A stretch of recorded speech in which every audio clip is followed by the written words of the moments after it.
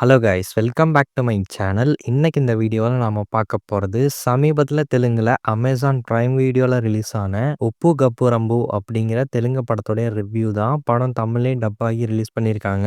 So படத்தில் யாரெல்லாம் நடிச்சிருக்காங்க அப்படின்னு பார்க்கும்போது சுஹாஸ், கீர்த்தி சுரேஷ், சுப்பாராஜு இப்படி ஏகப்பட்ட பேர் இந்த படத்தில் வந்து நடிச்சிருக்காங்க. படத்துடைய கதை வந்து என்ன அப்படின்னு முதல்ல பார்க்கலாம். இந்த கதையோட ஆரம்பத்தில் சிட்டி ஜெயபுரம் அப்படிங்கிற ஒரு கிராமத்தை வந்து காட்டுறாங்க. ஸோ அந்த ஊரில் வந்துட்டு பார்த்தீங்கன்னா யார் இறந்தாலும் ஊருக்கு ஒதுக்குப்புறமா இருக்கிற இடுகாட்டில் தான் கொண்டு போய் புதைக்கப்படுறாங்க. அந்த ஊர் மக்களுடைய வழக்கமாகவே அது வந்துட்டு இருக்கு. ஏன்னா அந்த ஊருக்கே வந்துட்டு பார்த்தீங்கன்னா ஒரே ஒரு இடுகாடு தான். இப்படி இருக்கும்போது தான் நம்ம ஹீரோயினோட அப்பா வந்துட்டு ஊர் தலைவராக இருக்காரு. அவர் ஒரு பாயிண்ட்ல வந்து இறந்து போக தன்னுடைய பதவி வந்துட்டு அவருடைய பொண்ணுக்கு வரணும் அப்படின்னு சொல்லி ஆசைப்படுறாரு.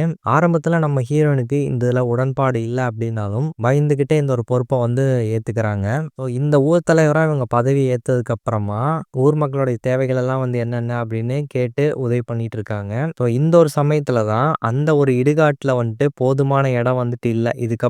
இதுக்கப்புறம் பிணங்களை வந்துட்டு புதைக்கிறதுக்கு தேவையான இடம் வந்துட்டு இல்லை, ஃபுல்லாமே வந்து நிரம்பிடுச்சு அப்படிங்கிற மாதிரி சொல்றாங்க. மிஞ்சி மிஞ்சி போனால் ஒரு 4 பிணங்களை வந்து புதைக்கலாம், அதுக்கு மேலே அந்த இடுகாட்டில் வந்துட்டு இடம் இல்லை அப்படிங்கிற மாதிரி அந்த வெட்டியை வந்து சொல்றாரு.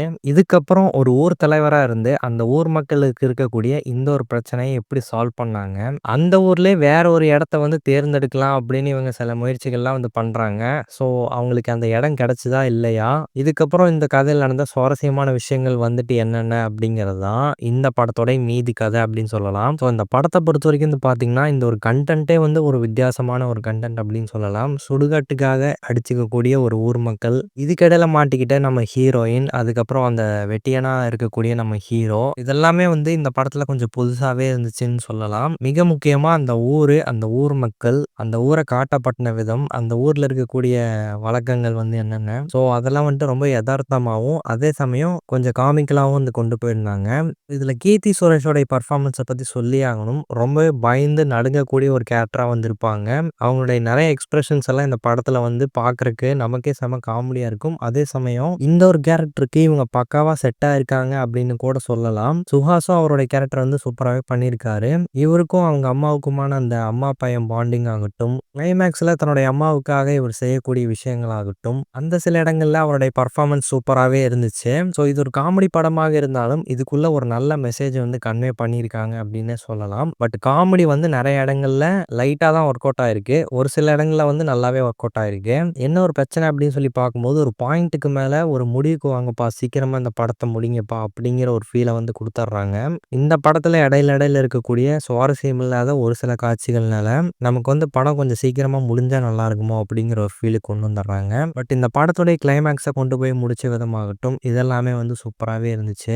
இந்த படத்துல வரக்கூடிய 1-2 டைலாக்ஸ் ஆகட்டும், தமிழ் டப்பிங்குமே நீட்டா வந்து பண்ணியிருக்காங்க. தமிழ் டப்பிங்ல கீர்த்தி சுரேஷுக்கு வேற யாரும் டப்பிங் கொடுத்துருக்காங்க. பட் அது வந்து கீர்த்தி சுரேஷே பேசின மாதிரி தான் ஓரளவுக்கு வந்து மேட்ச் ஆயிருக்கு. ஸோ இந்த படம் என்னதான் காமெடியா வந்து இவங்க கன்வே பண்ண ஸ்டார்ட் பண்ணியிருந்தாலும் முடிய போற ஓரத்துல வந்துட்டு ஒரு சீரியஸான ஒரு விஷயத்த பத்தி பேசியிருக்காங்க. ஒரு ஒரு மெசேஜை வந்து நாம சொல்ல வரோம் அப்படிங்கிற ஒரு விஷயத்த வாண்டடா வந்து திணிக்காம, எல்லாருமே இங்க வந்து சமம் தான், யாரும் பெரியவங்களும் இல்லை, யாரும் சின்னவங்களும் இல்லை, எல்லாருமே ஒரு டைம்ல வந்துட்டு இறக்க தான் போறோம். ஸோ எல்லாருக்குமே வந்து ஒரே இடம் தான் இருக்க போகுது அப்படிங்கிற மாதிரி ஒரு விஷயத்த வந்து சூப்பராகவே கன்வே பண்ணியிருந்தாங்க. ஸோ ஒரு சில குறைகள் வந்து இந்த படத்துல இருந்தாலும் சொல்லப்பட்ட விதம் நல்லா இருந்துச்சு. அதே போல நடிச்சவங்களுடைய பர்ஃபார்மன்ஸும் நல்லா இருந்ததுனால தாராளமா இந்த படத்தை வந்து ட்ரை பண்ணி பார்க்கலாம். ஸோ ஃப்ரீ டைம் கிடைச்சா இந்த படத்தை போய் ட்ரை பண்ணி பாருங்க. தமிழ் டப்பிங் நீட்டாவே பண்ணியிருக்காங்க.